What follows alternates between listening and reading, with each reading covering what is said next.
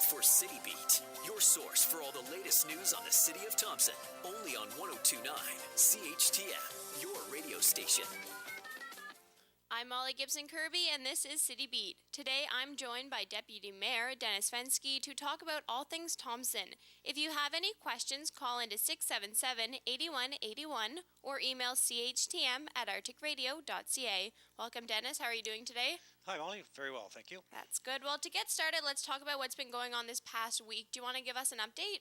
Sure. As we speak, the Thompson Fire and Emergency Services Department and the RCMP holding the September 11th memorial and parade at the Firefighter Memorial Monument. And so it's a very important day in our history, and also to pay homage to the first responders and all those who lost their lives on September 11th. So they're always in our hearts, and we should always celebrate and remember September 11th. Hazardous waste Saturday, September 20th in City Hall parking lot from 10 to 2 p.m. E-waste every Saturday, October 25th. The compost site open 24/7 Monday through Sunday. The off-leash dog park will be having its grand opening in the next couple of weeks. Terry Fox Run this weekend, September 14th at 1 o'clock at the north entrance of City Centre Mall. And a reminder that the construction season is not quite over. The paving that will be happening has been pushed off a week because of the contractor not being available due to weather down south. But they will be here on Monday the 22nd to complete all of the paving that's out there. And on a very happy note, we'd like to remind everybody of the announcement that was made earlier this week from Rogers in regards to Rogers Hometown Hockey. We will be hosting a broadcast of the Ottawa-Calgary game on Sunday, March 8th. And those who follow hockey, Ron McLean from Hockey Night in Canada, now with Rogers, will also be hosting that broadcast. We'll be highlighting the community and our sports history for those 3 days with lots of information upcoming, but very good to be included in the opening announcement of 25 cities across Canada, Thompson being one of them. So kudos to Thompson for being selected, and thank you to Rogers for selecting us. Yeah, so let's talk about that. It was my next question. It's awesome news for Thompson. How did it come about? I mean, did we apply for it, or did they come to us about it? Actually, interesting story. We didn't apply for it. The heads of Rogers were sitting in a boardroom, basically outlining this program that they wanted to take across Canada into rural Manitoba, or rural Canada, and specifically Manitoba. And when they got to Manitoba and looking at the map, the main person in the room basically said, "We want to be in Thompson, Manitoba." We're not sure what the connection is, why the connection was, but when they got to Manitoba, Thompson was an automatic, and so they contacted us, came up with a team to do some pre-scouting as to the availability of facilities, our history, and how it would work out. Everything went really well with them. Council went forward with an agreement in principle, and so we were part of the opening announcement. So that's big kudos to the community of Thompson and the region, because it'll be a big event. It'll put our community and region on the map for 3 days, and specifically during the broadcast of the Ottawa and Calgary game, NHL game on Sunday evening. The pre-show will be all about Thompson. The intermissions will be talking about Thompson as well as the game that happens. But this is advertising for our community that you can't buy, and it's national coverage. So great news for us. Yeah, definitely. Okay, to switch views a little bit, the CFIB, Canadian Federation of Independent Business, came out with a report about municipalities losing control of their operating spending. Thompson placed 17th out of the 24 municipalities, which is not that good. And the PAW was in dead last, and Flin Flon was in 21st place. What can the North do to fix spending costs and that kind of stuff? Well, I haven't seen that report, so I'd have to, and being on council for the last 4 years and doing budgets and moving forward with that, I would have to question the ranking and what the criteria was for us to be 17th out of that number, because in my experience, for the operating costs, we run approximately about a $28 million operation, as well as capital improvements as well. The operating costs, there are uncontrollables that basically hit our budget every year. which would be, for example, RCMP policing costs. That's an independent contract that we have signed with for municipal services through a municipal services agreement with the RCMP, but we're not part of any of those negotiations. So anything that's negotiated between the Public Safety Canada and the RCMP is passed on to the contract holder. So that's totally independent of us. The other things that change are the granting formulas. For instance, the census. We used to be at 14,000, over 14,000. We are now down at 13,123. And so that impacted the grants that we receive, because a lot of the grants are per capita basis. So again, another thing that's out of our control is just a hidden revenue that you take.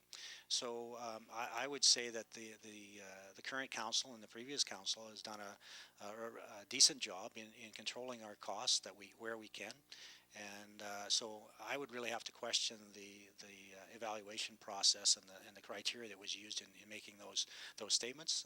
I firmly believe that council and the administration and the residents with their input have done a decent job in controlling our costs where we can, and moving forward we'll continue to do so. Okay, so last week you stated that you're going to be running for mayor. And in your press release, you talk about Thompson's two major issues being surrounded around water. What would those be?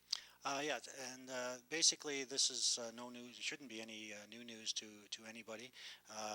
First off, in the wastewater treatment plant, we have a significant capital investment coming in 2015. It's a tripartite agreement between the federal government, the provincial government, and the City of Thompson. It has to do with our wastewater treatment plant. Our portion of that cost will be in the range of $12 million, of which at the beginning of this term, this council decided to curtail their borrowing to ensure that we had enough borrowing powers or borrowing room to debenture that debt. And so for the last 4 years, we have not incurred new debentures, a new debt load, other than those that were prior planned or in the plan already. In the idea of we know that we have a significant hit in 15, 16, 17 in regards to the construction of the wastewater treatment plant. So that will be a big discussion for the new council once the final plans are given and submitted in regards to the design of the wastewater treatment plant. And so that will require a lot of discussion with the province and the federal government. So that's a big issue. The second one is the water treatment plant itself. Through the 56 agreement, all the infrastructure that was originally built by Inco at the time, Valet now, has been turned over to the City of Thompson for operation and maintenance and replacement of. And all of those assets have been turned over to the City of Thompson over the years since 56 and 61, since they've been in construction. The last one of those assets is the actual water treatment plant. And so this council has signed a letter of intent to discuss with Valet, and discussions are ongoing right now in regards to that process and how that happens. But it is part of the agreement. It is the right of Valet to do that. And so we are discussing with them as a city the best timing of that, because as I previously said, the wastewater treatment plant is coming in 15.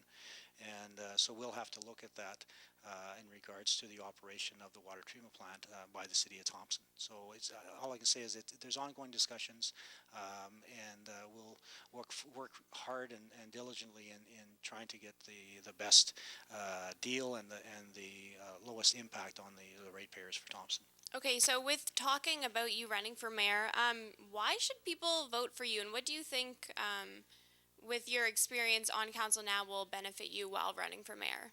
Well, I think that's one of the key things that I have to offer is experience. I've worked for the City of Thompson for 19 years previously as a staff person and an administrator, so I know the inner workings of the City of Thompson. In regards to the last 4 years on council, I've been involved in a lot of committees as chairs, public safety, the Legislative and Governmental Affairs Committee, Finance Committee. And so I believe that I have a certain amount of leadership to offer the community and to this council moving forward. But the big thing is that the council is a team, and there's 9 votes in the process, and I'm one of those 9 votes. So the mayor can influence or discuss points, but at the end of the day, it comes down to a vote. That's the democratic system that we have in place, and the majority rules on council issues.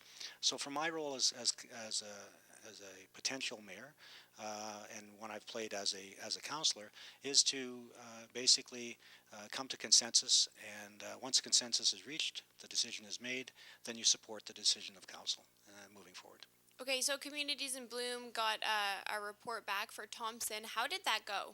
Another great news story. Councillor Penny Byer announced at the last council meeting, and Jim and Angie English were down in Dauphin to receive the news, and we received a 4 Bloom out of 5 Bloom. And I'm not sure the number exactly, but I believe we were percentage points away from a 5 Bloom. And some of the comments that we got from the judges that it doesn't surprise me, but it's very nice to hear, is that when they were here in August, that there was no detectable garbage during the time that they were there on and around the streets, which they were very surprised with. They really acknowledged the community gardens at Wapanek School, in that their comment was, truly we're growing the community through blooms, and so that's a great positive story. And I just want to thank all the residents and businesses who bought into and continue to buy in to the Communities in Blooms, because it reflects how we feel about our community when visitors come in, and we get all kinds of comments about, especially in July and August, when things are picking up summer-wise and tourist-wise, that the community is looking very, very good, and kudos to all the residents and businesses that worked on this, as well as the city staff that supported it. Yeah, I think we were 2.5% away from getting a 5, so that's pretty close. Very Hopefully close. next year. For sure. To end, the asphalt crews are coming, so Thompson will be getting a little cleaned up. Is there anything you want to remind drivers and residents when the crews are going to be working? Yes, definitely. As we have all summer, we've had construction zones, so make sure that you are aware of the workers and ensure their safety by adhering to the speed limits, and to be aware of heavy equipment. This will continue for probably another 3 weeks. As I said, the pavers will be here on September 22nd, so that's a lot more heavy equipment. So just be aware, take your time, and be aware of your surroundings. All right, I'll give you some time to say goodbye if there's anything else you want to add. Just one other thing. I know it's a hot topic, and we have a public safety meeting this afternoon at 4 o'clock. It's open to the general public. One of the agenda items will be the school speed zones. I know it's a hot topic around the community. We talked about it on Monday at council. So if anybody's interested or has concerns, they can drop into the public safety meeting at 4 o'clock. It's open to the public. We will be discussing that issue, and hopefully bringing back a report to council in the near future. Perfect. Thank you very much for coming in. Thanks a lot. This has been City Beat for September 11th. Join us again next Thursday for more questions and answers about the city of Thompson. For 102.9 CHTM, I'm Molly Gibson Kirby. City